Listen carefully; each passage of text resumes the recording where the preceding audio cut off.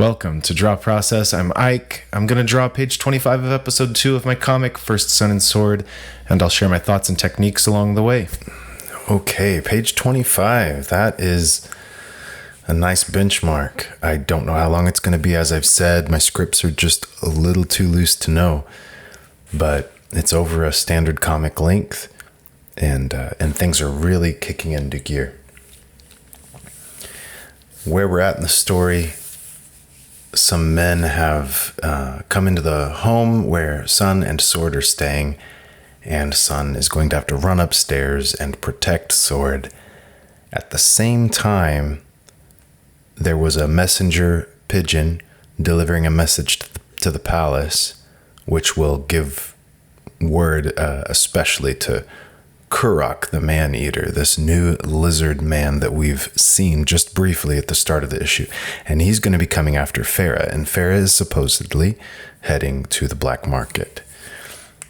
So I'm going to jump back and forth and try to see how long I can sustain, kind of punching up that energy, keeping things really rolling between these multiple locations, and maybe they come to a head and come together.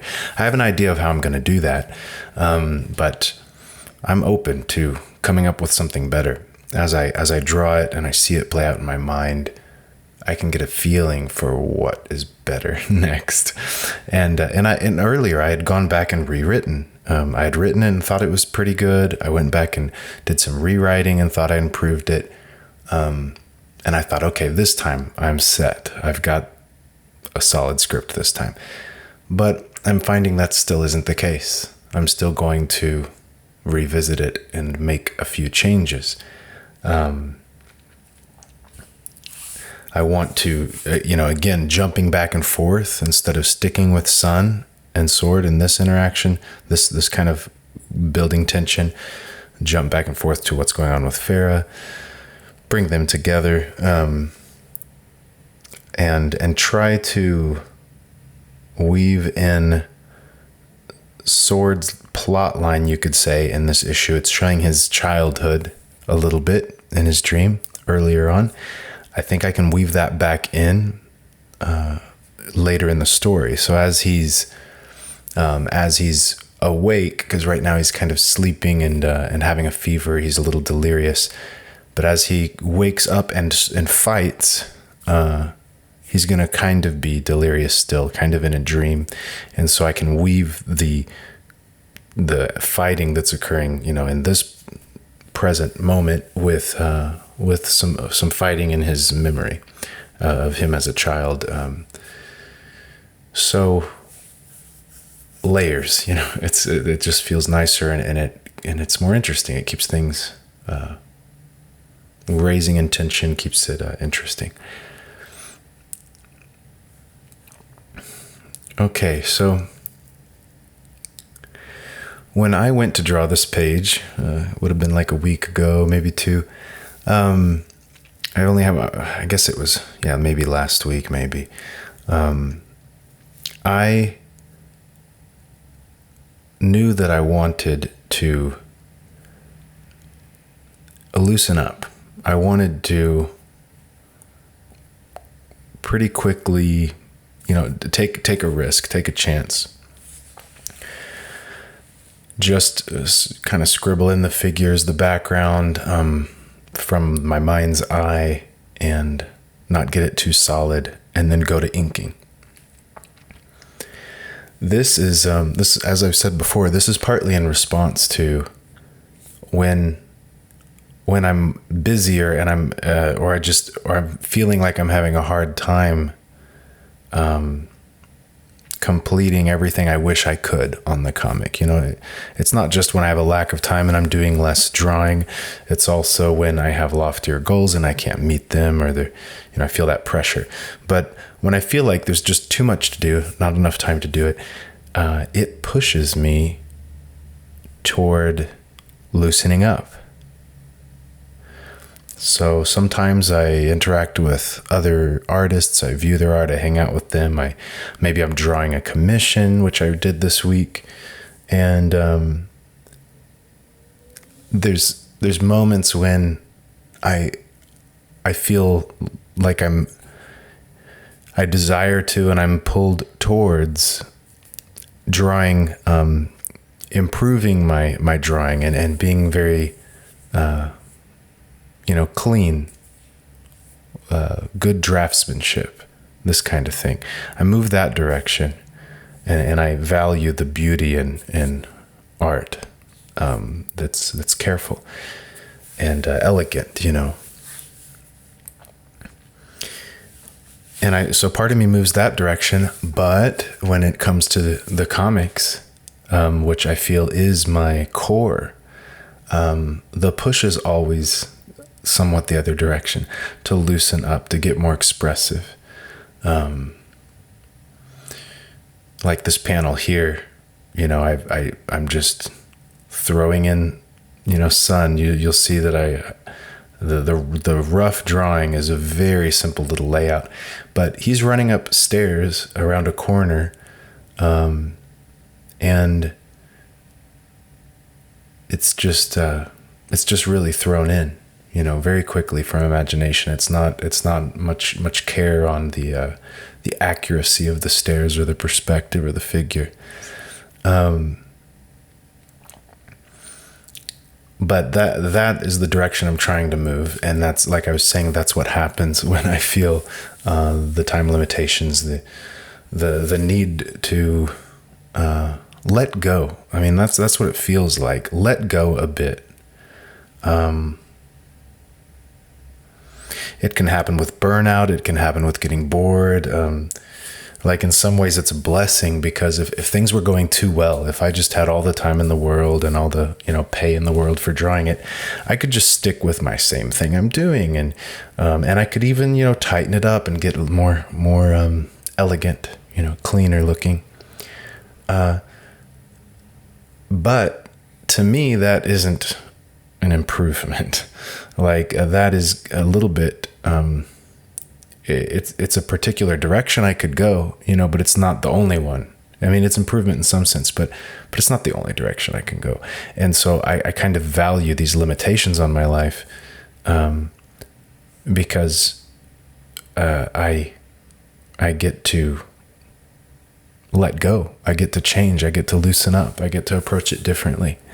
And it's a good direction. I like the thought of this, as I'm doing here on this page, pretty quickly throwing together the scene, the images you need to see to tell the story. Yeah, that's what interests me, is telling the story visually, but quickly, like from an expressive place. Yeah, I just even with like even if I were to write, I don't like the thought of writing a book that has to be very slowly done, very carefully done, that needs to communicate every, dotting every I, crossing every T, methodical, constructing, every piece of information people need to understand. I don't like communicating that way. I would rather communicate with short statements, poetry, kind of bold statements that people can think through and expound on, right? This kind of thing. So, I would rather, move that direction, kind of like public speaking, like just speaking rather than writing a book. Sort of this more performance, more like genuine in the moment, what you want to say, rather than carefully constructed. Expressionistic, but that is the direction I'm trying to go here with this page and the next one. And loosening up means letting my figures and my faces and stuff get a little bit more incorrect. I'm not trying to hide my flaws, not trying to keep everything as consistent. There's sort of going to be some warping and stretching and strangeness in each panel, but I can use that to my advantage. That can be part of the style. And so, yeah, moving towards the genuine way I draw, trying to, finalize it in its more genuine form. That's why I am I'm doing my thumbnails, my initial drawings on the paper, so that I'm capturing all of that, initial gesture, that initial idea, and trying to capture it and complete it through to the end, and not self edit, not filter myself. I think there's something to that. If you can learn to draw like a child, unfiltered, there's going to be a consistency in your work, a consistent style that emerges or just naturally occurs. And because it's a consistent perspective, it's going to, it's going to be readable. It's going to, it's going to be understandable to people. But we edit and criticize ourselves and can't really express ourselves genuinely. And then we develop drawing skills and we get better and better. And I've been doing that. And then someday you're good enough that you're like, oh, I can express myself genuinely, and I'm not too ashamed to do so. But really, you could have done it from the start. It's just you weren't, you were too critical to do so. You needed more confidence, a little stronger ego, So that's part of it. And I'm trying to do that. That's kind of the loosening up idea, to express myself genuinely, authentically. This panel here, speaking of which, the perspective on the room, the bed looks a little longer than it probably should be. Things are almost like in a wide angle lens that's kind of distorting making the perspective a little more extreme or dynamic, but it's readable. Like it's still understandable as the room that we saw earlier in the story, but it's not so stiff. It's not strictly shaped exactly the same, so on. So there's still some details to the figures and the bed that convey my perspective on these objects. They kind of give them a life, but the grid they're on, the sort of like that third dimension, it's warped, it's imperfect, kind of like these AI images that are, there's imperfections and warpings. We all do that. Like all of us have a warped perspective, and but when we convey ours, it's awesome because it's human. It's a good thing when we convey our warped perspectives. Whereas I think it's, kind of sick when it's AI. And on to the inking. So what I did there is an 08 micron to do the borders, because it's just better for putting against a ruler, doing a straight edge. And for the word balloons, just for a consistent line weight on the word balloons. I intentionally, starting with the first issue of this story, I have intentionally not used any onomatopoeia, like text, no words for sound effects, no sound effects in the panels. If someone hits something, there's no sound effect written in anywhere. And it was an idea, like it's something I wanted to try. And it's just, now that I've started with it, I'm sticking with it. I think a lot of people won't even notice that it's not there. But my goal is to draw things in such a way that you get the sense of the sound effect. So if a gun was going off, which they're not going to be in this story, of course, but if there's a gun firing, you're going to see like the lines, the expressiveness. It's going to convey energy, energy, emotion, dynamic looking. That will capture the sound in a way. Like your mind can make the sound. You can imagine the sound, you can imagine the word, but I don't have to write it in. And it's cool when people do it. It can look cool. It's like nice graphic elements to throw in to the art to kind of mix word and drawing, word and image. But I'm experimenting with not doing that. And so far I like it. I don't know a situation where I would need it. If something's important, like a water that's dripping, I can draw it dripping. I can draw some lines to represent the drip and put that in panel after panel to show it or something. I can find some way to do it differently. So kind of like, I guess it's kind of like a silent movie, maybe in a way.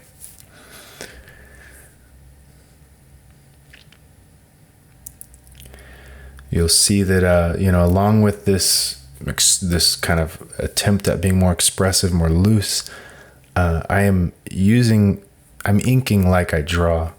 I'm drawing in, I'm adding details, I'm adding lines until I find the shadows that I want. So I usually have pretty loose pencils, and I'm moving towards even looser than this page. I think that's an important next step, is to trust my drawing with the inks and move even further to that.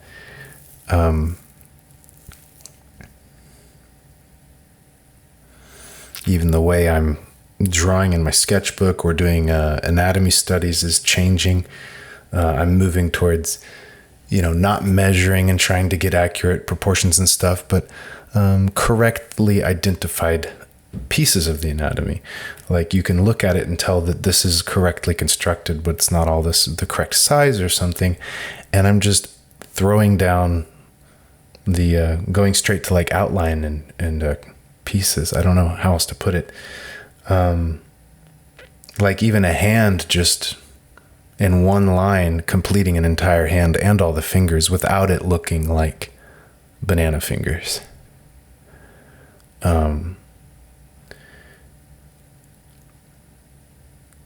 So, it's sort of immediately drawing from with little there to start with, and I'm doing that with my inks here, and I'm going to move even more that direction, and that's going to speed up the process substantially.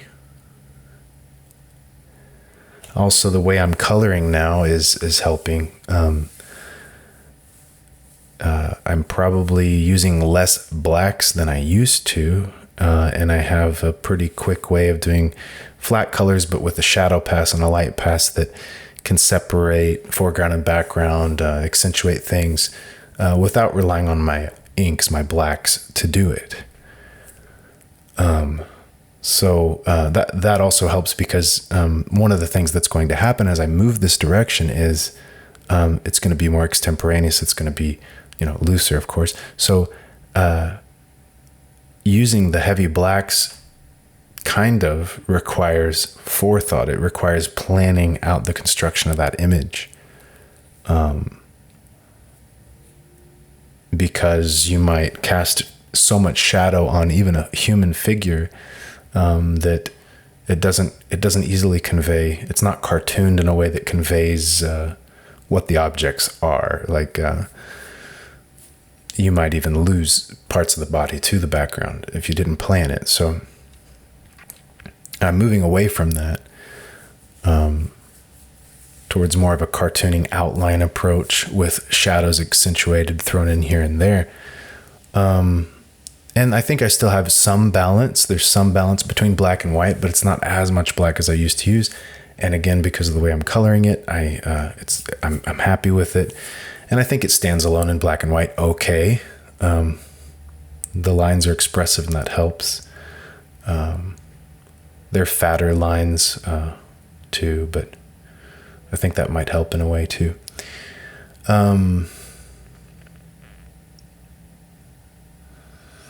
Yeah. In a way, it's more realistic shadows in a way, because I'm not going for such harsh shadows. So Rembrandt-esque, so like dramatic,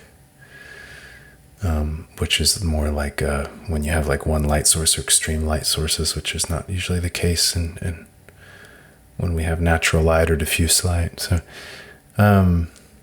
yeah, you'll see here I'm also not shying away from throwing in textures, you could call it, or just lines, extra lines representing things. So in the past, I would not put I would avoid putting lines on there's sacks back there that have a little squiggle on them to represent some stitching or something. There's baskets that have a few lines on them. The floor has the wood planks outlined to some degree. Everything's got some bit of detail to convey what the material is. And I used to avoid that, relying on composition and simplicity and stuff to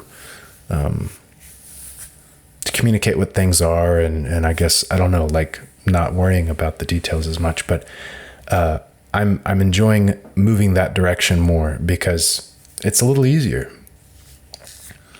If I feel that, if it's a floor with wood panels on it, I can just doodle it in just as I would see it in my mind's eye, instead of compensating, instead of adding a step where I obfuscate that.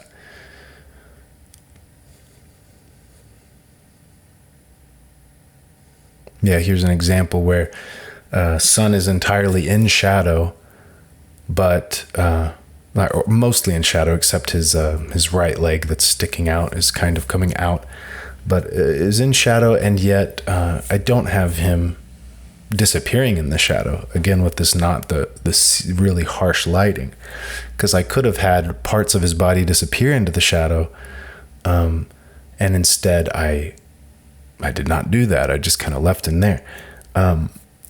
That helps make it easier to draw, without too much planning, and make it clear what it is, to just sort of cartoon and doodle these figures in. It makes it easy to read. If only his leg was showing, then how do you know that's him? And it would take a little more work to convey. So same thing here. The shadows are just not as, I'm not letting them hide figures in at all.